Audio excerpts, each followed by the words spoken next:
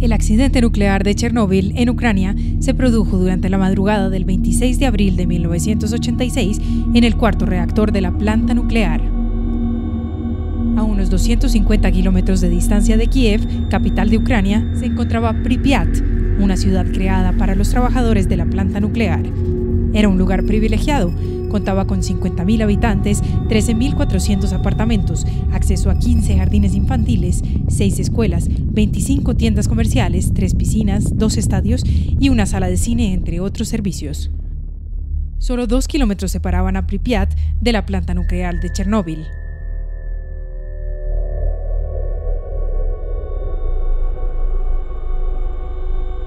La razón por la que se desencadenó el accidente nuclear fue la realización de una prueba programada para el día 25 de abril bajo la dirección de las oficinas centrales de Moscú.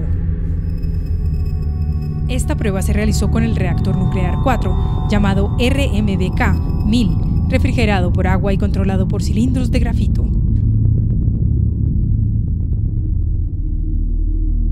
El reactor, compuesto por un cilindro octogonal de 14 metros de alto por 7 de ancho y una tapa superior de 1.200 toneladas hecha de cerámica, contenía barras de grafito por donde fluía el combustible nuclear. Estas barras eran el freno o el acelerador del proceso de fisión nuclear. Si éstas se subían, el proceso aumentaba. Si por el contrario bajaban, este se detenía. El objetivo de la prueba era aumentar la seguridad del reactor para comprobar si era autosuficiente. Simulando un fallo eléctrico, se mediría durante cierto tiempo si la turbina de vapor continuaría generando energía eléctrica una vez cortada la fluencia de vapor. Si esto no funcionaba, se desestabilizaría el reactor y podría estallar.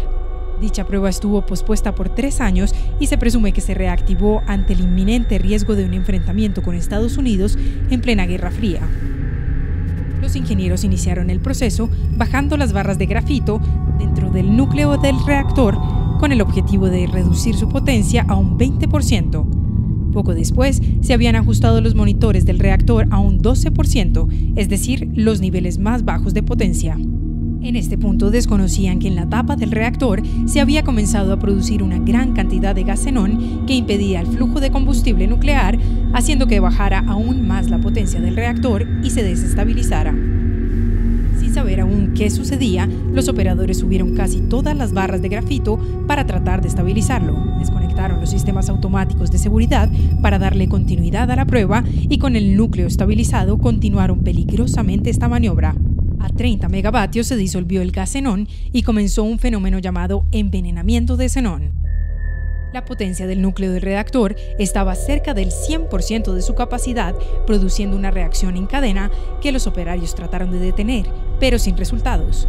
El núcleo del reactor disponía de 170 barras de control. Las reglas de seguridad exigían que hubiera siempre un mínimo de 30 barras abajo y en esta ocasión dejaron solamente 8, superando el 100% de su capacidad.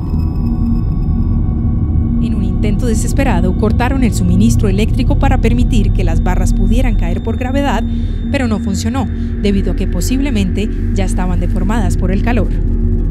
Finalmente, el combustible nuclear se desintegró y salió de las barras entrando en contacto con el agua empleada para refrigerar el núcleo del reactor. Allí se produjo una primera explosión y unos segundos más tarde otra, que hizo volar por los aires la tapa del reactor y las paredes de hormigón de la sala del reactor, lanzando fragmentos de grafito y combustible nuclear fuera de la central, ascendiendo el polvo radioactivo a la atmósfera. La nube de partículas radioactivas se podía ver desde el aeropuerto de Moscú a casi 700 kilómetros de distancia. El accidente nuclear fue clasificado como nivel 7 o accidente nuclear grave en la escala de sucesos nucleares del Organismo Internacional de la Energía Atómica. Se trata del nivel más alto posible, es decir, el accidente de peores consecuencias ambientales. Las partículas radioactivas llegaron a casi toda Europa.